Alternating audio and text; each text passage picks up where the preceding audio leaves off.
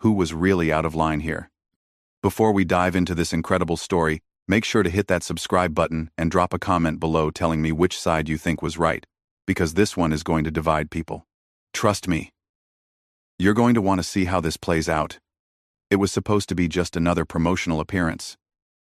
Samuel L. Jackson had a new film coming out, and his publicist had scheduled the usual rounds of morning show interviews. Good Morning America was first on the list, and Jackson arrived at the studio that morning in his typical professional manner, greeting the crew with his characteristic warmth and preparing for what should have been a straightforward conversation about his latest project. But from the moment he sat down across from Michael Strahan, something felt different. There was a tension in the air that Jackson couldn't quite place. Strahan's usual television smile seemed forced, and his handshake lingered just a moment too long, like he was sizing up his guest. "Samuel L. Jackson, welcome back to Good Morning America," Strahan began, his voice carrying that familiar television enthusiasm. But Jackson caught something else underneath it, a slight edge that made him straighten in his chair. "Good to be here, Michael," Jackson replied, settling back and crossing his legs. He'd done thousands of these interviews over the years, and he knew how to read a room. Something was already off. "So let's talk about your new film," Strahan continued, glancing down at his notes. "But first, I think our viewers would be interested to know about some of the comments you made recently about the industry. You've been pretty vocal about certain issues." Jackson's eyebrows raised slightly. This wasn't the direction he'd expected the interview to take. His publicist had specifically outlined the talking points with the producers, all centered around the film, the cast, the director's vision. This felt like a departure from the agreed-upon script. "Well, Michael, I've always been honest about my experiences in this business," Jackson said carefully. "I think it's important to speak truthfully about the challenges we face as performers and as people." Right, Strahan nodded, but his expression suggested he wasn't entirely satisfied with that response.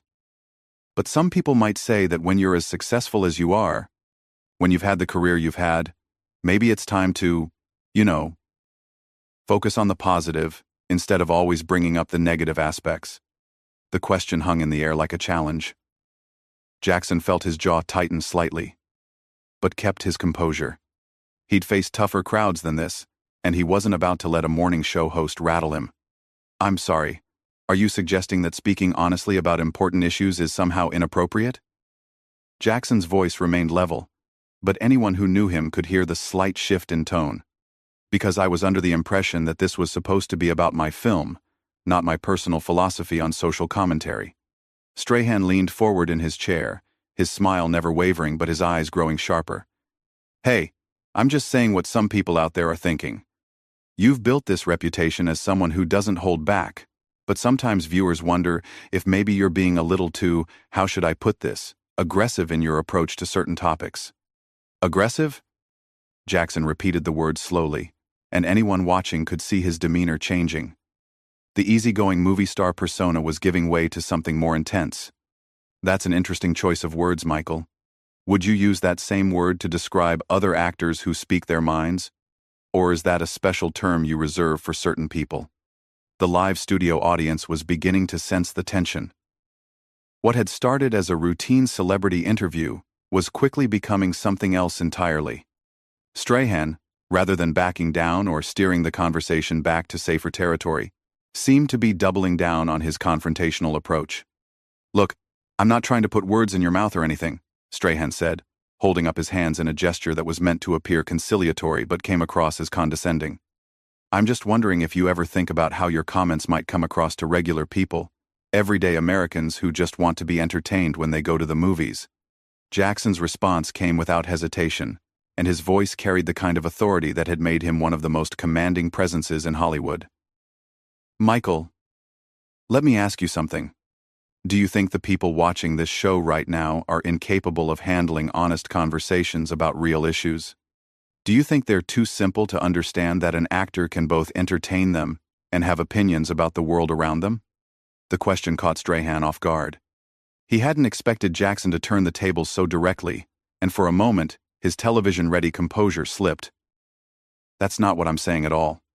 "Then what exactly are you saying?" Jackson pressed, leaning forward now. Because from where I'm sitting, it sounds like you're suggesting I should keep my mouth shut about things that matter to me and just smile and wave and talk about how great everything is. Is that the kind of interview you want to conduct here? I just think, Strahan began, but Jackson wasn't finished. No, let me finish, Jackson said, his voice rising just slightly but carrying tremendous weight. I've been doing this for over 30 years. I've worked with some of the greatest directors in the business. I've been part of films that have moved people, challenged people, entertained people. And in all that time, I've never once apologized for having opinions or for speaking my mind. So if that makes me aggressive in your book, then I guess we have very different definitions of that word. The studio had grown quiet. The producers behind the cameras were frantically trying to figure out how to handle what was quickly becoming a live television disaster. But neither Jackson nor Strahan seemed willing to back down. Look, Sam, Strahan said, and the casual use of the shortened name was clearly intended to diminish Jackson's stature. I respect your career. I really do. But sometimes I think you forget that not everyone sees the world the way you do. Sometimes people just want to hear about the movie without all the extra commentary. Jackson's eyes narrowed. Sam? We're on Sam terms now? That's interesting. And let me get this straight. You think people are too fragile to handle a conversation that goes beyond surface-level promotion? You think your viewers are that shallow? I think my viewers appreciate honesty, Strahan shot back. And honestly, sometimes it feels like you're more interested in making points than in connecting with people. Making points? Jackson's voice carried a dangerous quiet now. Michael, every film I make, every role I take, every interview I give, is about connecting with people. The difference is, I don't treat people like they're children who can't handle complex thoughts. I give them credit for being intelligent human beings who can appreciate both entertainment and substance. The tension in the studio was now palpable. What had started as a celebrity interview had devolved into a philosophical battleground, with Jackson defending his right to be more than just a promotional tool, and Strahan seemingly determined to put him in his place. The audience could sense that something significant was happening, but they had no idea how much worse it was about to get. Strahan, sensing he was losing control of the interview, decided to take a different approach. Instead of backing down, he leaned into the conflict, apparently believing he could somehow regain the upper hand by becoming even more confrontational. You know what, Samuel? Strahan said, emphasizing the full name now in an obvious attempt to sound more respectful after being called out. I've been doing television for a long time too, and I've interviewed a lot of celebrities. Most of them understand that there's a time and place for everything. When you come on a morning show, people are having their coffee, getting ready for work. They want something light, something positive. Jackson's response was swift and cutting. So now you're the authority on what people want? You've decided that the viewers of this show are incapable of engaging with anything more substantial than fluff pieces and weather reports? That's not what I said. That's exactly what you said, Jackson fired back. You just told me that people having their morning coffee can't handle a real conversation. You've essentially called your own audience shallow, but somehow I'm the problem for giving them credit for being more intelligent than that. Strahan's jaw tightened visibly. Look, I know you think you're making some kind of profound point here, but this is Good Morning America, not a philosophy class. People tune in for entertainment and information, not to be lectured. Lectured? Jackson's voice rose slightly, and the studio audience shifted uncomfortably in their seats. Michael, having an opinion and expressing it thoughtfully isn't lecturing. It's called being a human being. But apparently, in your world, celebrities are supposed to be nothing more than trained seals, clapping and barking on command when you want them to promote something. That's ridiculous, and you know it. Strahan shot back, his own voice beginning to rise. I've had thousands of guests on this show, and most of them manage to have a conversation without turning everything into some kind of political statement or social commentary. Jackson leaned back in his chair, and anyone who knew his films could recognize the look that was crossing his face. It was the same expression he wore right before delivering some of his most memorable lines, that moment of calm before the storm. Political statement? Michael, when did talking about treating people with respect become political? When did suggesting that audiences are intelligent become controversial? You're the one who turned this interview in this direction. I came here to talk about my film, remember? And we can still do that, Strahan said, but his tone suggested he had no intention of letting this go. But first, I think we should address the elephant in the room. A lot of people feel like you've become too comfortable using your platform to push your personal agenda. My personal agenda? Jackson repeated, and his voice carried that unmistakable edge that had made him famous for playing characters who didn't back down from anyone. And what agenda would that be exactly? Strahan seemed to realize he'd stepped into dangerous territory, but instead of retreating, he pushed forward. I mean, you're constantly talking about inequality, about how the industry treats certain people differently, about social issues that some people think should be kept separate from entertainment. Some people think that, do they? Jackson's voice was getting quieter, which anyone familiar with his work knew was not a good sign. Michael, let me ask you something. When you wake up in the morning, do you get to choose whether or not you're black? The question hung in the air like a bomb waiting to explode. The studio audience went completely silent, and even the camera operators seemed to freeze. That's not what this is about, Strahan said quickly, but Jackson wasn't finished. No, answer the question. Do you get to wake up and decide whether or not your race is going to factor into how people treat you that day? Because I sure don't. So when you tell me to keep my personal agenda separate from my work, what you're really saying is that my experience as a black man in America should be something I hide when I'm promoting a movie. Strahan looked genuinely flustered now. Samuel, you're putting words in my mouth that I never said. Am I? Because it sounds to me like you think there are certain topics I should avoid discussing, certain aspects of my life and experience that make you uncomfortable. And the fact that you're calling basic human dignity and equal treatment a personal agenda tells me everything I need to know about where you stand. That's completely unfair, Strahan protested. I never said anything about race or dignity or any of that. I'm talking about keeping things appropriate for the audience and the time slot. Jackson laughed, but it wasn't a pleasant sound. Appropriate for the audience? Michael, you just spent the last 10 minutes questioning my right to have opinions and suggesting that speaking honestly about my experiences is somehow aggressive or inappropriate. Now you want to pretend this conversation isn't about exactly what it's about? Look, I think we're getting off track here, Strahan said, clearly trying to regain control of the situation. Why don't we talk about your new film? I'm sure that's what people really want to hear about. Oh, now you want to talk about the film? Jackson's voice dripped with sarcasm. After spending all this time telling me how I should behave and what I should think and how I should present myself to your audience, that's convenient. Strahan's professional facade was beginning to crack. I never told you how to behave or what to think. I simply suggested that maybe there are better forums for certain types of discussions. Certain types of discussions, Jackson repeated slowly. You mean discussions about real issues that affect real people? Discussions that might make some of your viewers think about something beyond their morning routine? Michael, do you hear yourself right now? I hear someone who's determined to make this interview about everything except the reason you're supposed to be here. Strahan fired back, his patience clearly wearing thin. Jackson stood up slightly in his chair, and his voice carried the full weight of his decades in the business. The reason I'm here is because your producers invited me to come and talk about my work. But apparently, what you really wanted was for me to come here and be a good little celebrity, smile pretty, say nothing of substance, and make sure I don't challenge anyone's preconceptions about anything. That's not true and you know it. Then explain to me what just happened here, Jackson demanded. Explain to me why a conversation about my film turned into you questioning my right to have opinions and suggesting that I'm too aggressive for speaking my mind.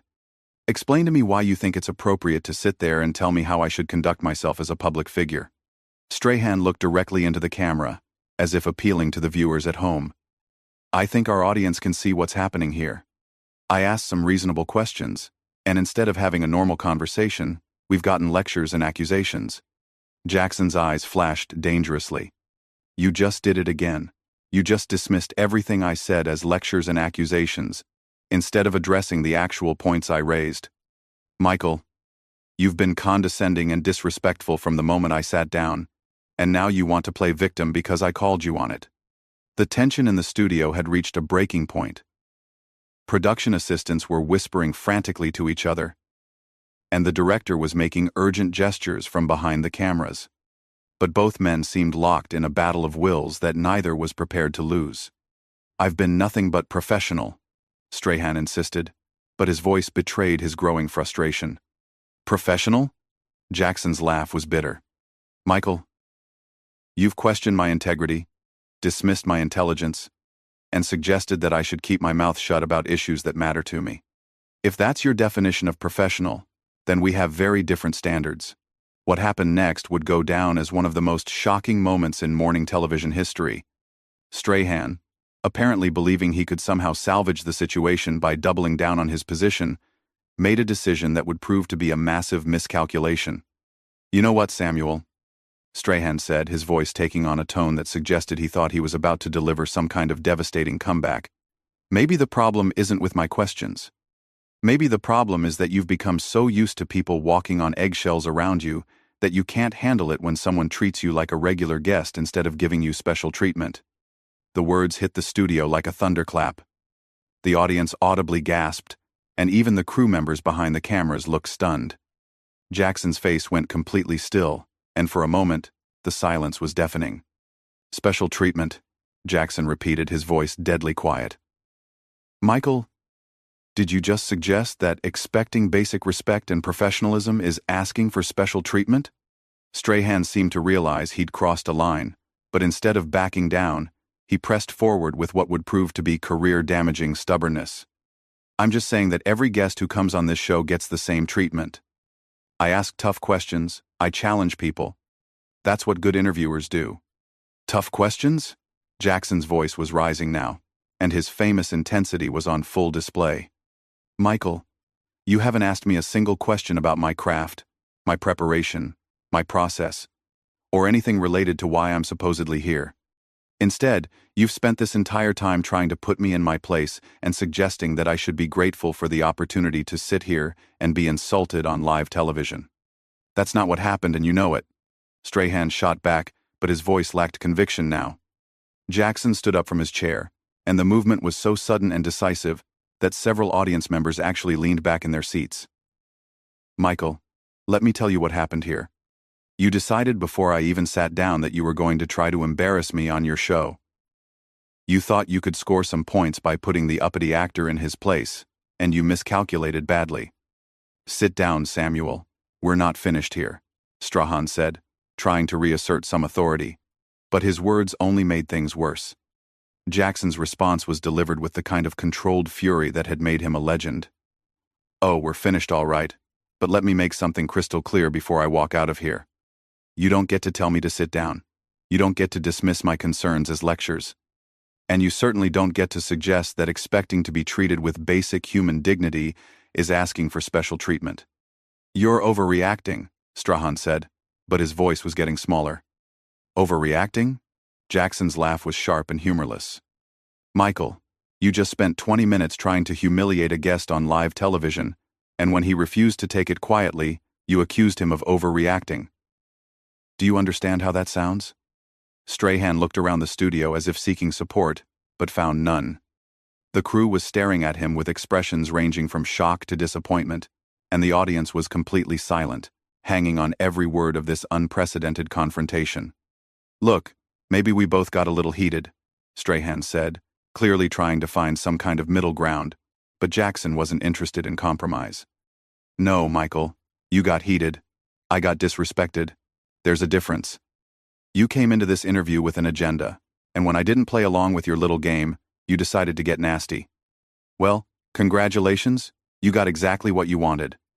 Jackson began unhooking his microphone, and the finality of the gesture sent panic through the production team.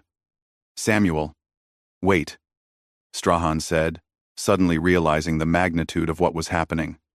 "We can work this out." "Work what out?" Jackson turned back to face him, and his expression was one of complete disgust. "You've shown me exactly who you are, Michael. You've shown everyone watching exactly who you are. There's nothing to work out." "Don't do this," Strahan pleaded, his television persona completely abandoned now. "Don't walk out on live television." Jackson paused in removing his microphone and looked directly at Strahan with an expression that could have melted steel. "You know what the most pathetic part of this whole thing is? You actually think you're the victim here.